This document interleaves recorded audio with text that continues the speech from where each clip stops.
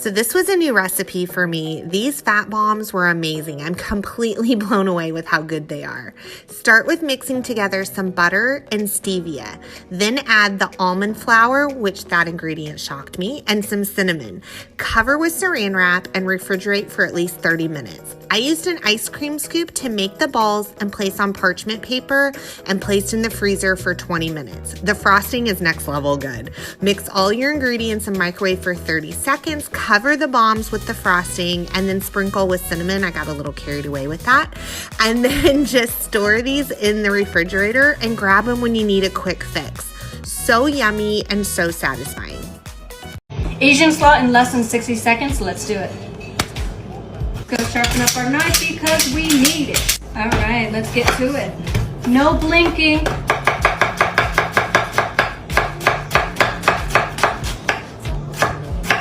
There you go. Now we're going to put this in here. Mix up our vinegar and sugar. And now, wait a minute, Lauren. Okay, now looks good. Put it into our jar.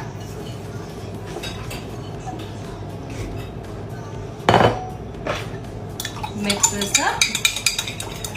2 parts sugar, 1 part Asian, 1 part rice vinegar, and pour it in. Leave this for an hour and it's ready to enjoy. This is very good. It's so delicious. Close it up and you're set.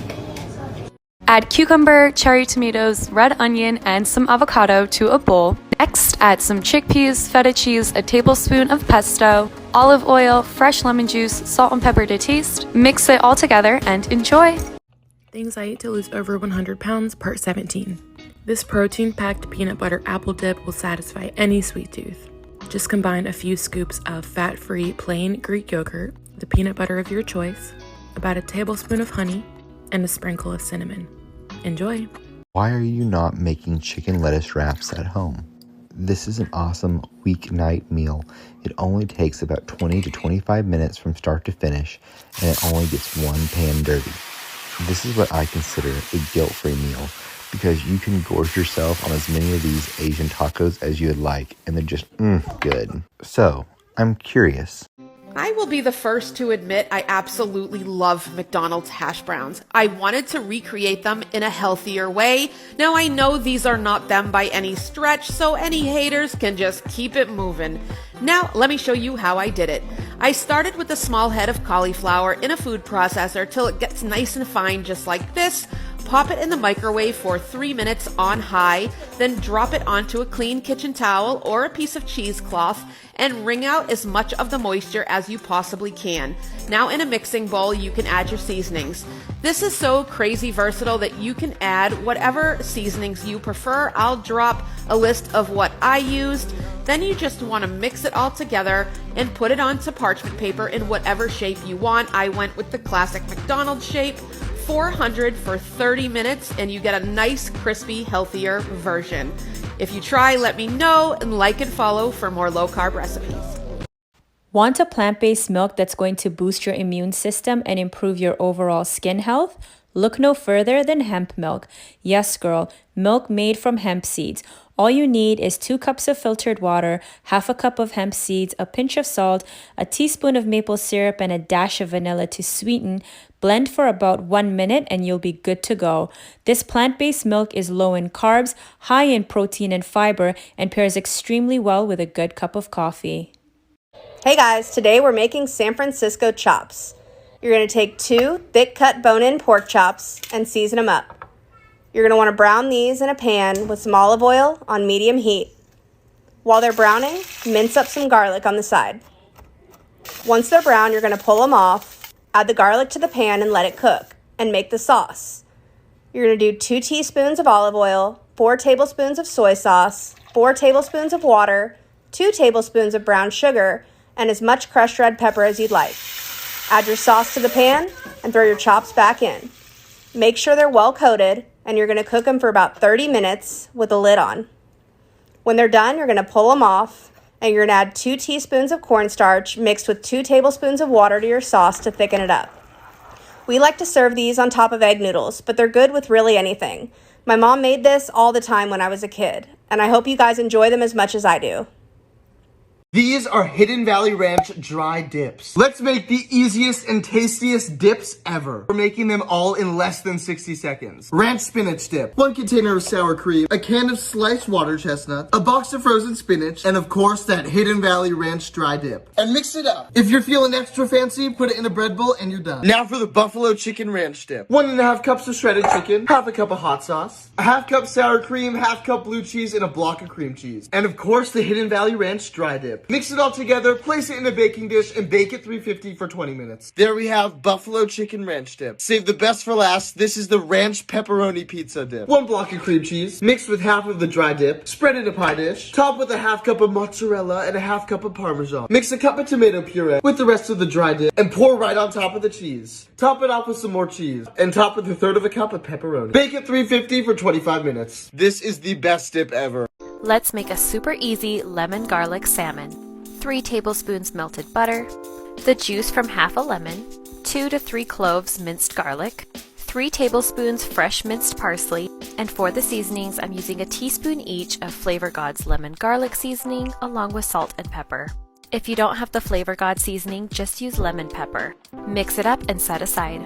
Pat your salmon fillet dry and pour your sauce mixture over the salmon, spreading it out evenly. Transfer your salmon to a foil-lined sheet pan with some nonstick cooking spray.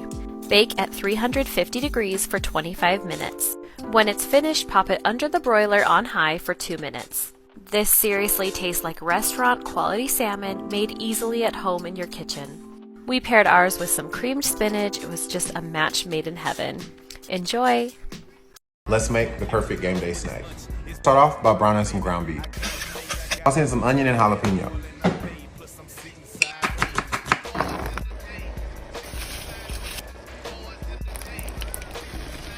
People who be like, I'm making real tail, I'm making real tail. How? How are you making? How? It comes in a can. It's already made. Roll out your pie crust, cut them into circles. Now it's time to put it all together. Brush the edges with water. Drop in a good scoop of meat, a little bit of cheese, or a lot of it, and top it with another round. Toss these in the oven at 400 for about 15 minutes.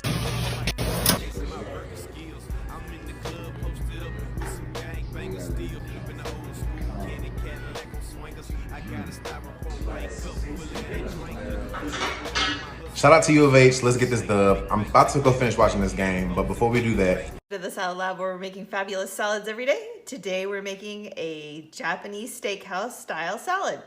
I've had a lot of requests for this one. 7 ounces of carrots, 4 ounces of onion, preferably sweet onion, 2 tablespoons of crushed ginger, half cup of rice wine vinegar.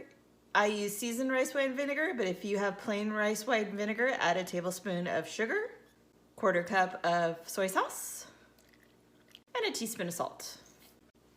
Emulsify. Half cup of neutral oil. I'm trying out Primal Kitchen's avocado oil. That's pretty good. And then it's just romaine lettuce, shredded carrots, a few radishes.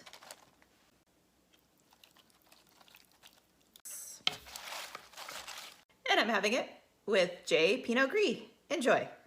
Let's make Korean-style spare ribs. In a bowl, combine soy sauce, rice vinegar, sesame oil, a couple cloves of minced garlic, some grated ginger, some chili crisp, and about half a yellow onion. Now marinate your spare ribs for at least an hour and a half. Remove the pieces of onion and place your ribs in a dish. Cover and place in the oven at 325 for about 2.5 to 3 hours. Keep the marinade, we're gonna turn it into a glaze. Strain your marinade into a saucepan. Incorporate some honey and then reduce it until it becomes a glaze.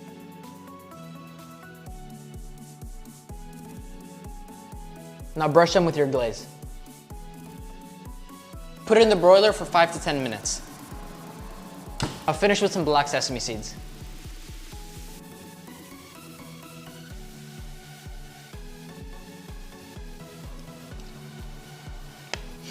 Fantastic. Let me show you how to make my favorite low-carb nachos. Start out by cutting a cut-to-carb flatbread into strips and then into triangles. I fry mine in avocado oil for about 30 seconds and then drain on a paper towel. Next, I add it to my cast iron skillet and top with taco meat, shredded cheese, and jalapenos. I bake at 400 for about 5 minutes and then I top it with fresh homemade salsa, jalapeno cream sauce, and sour cream. You'd never be able to guess these were low carb.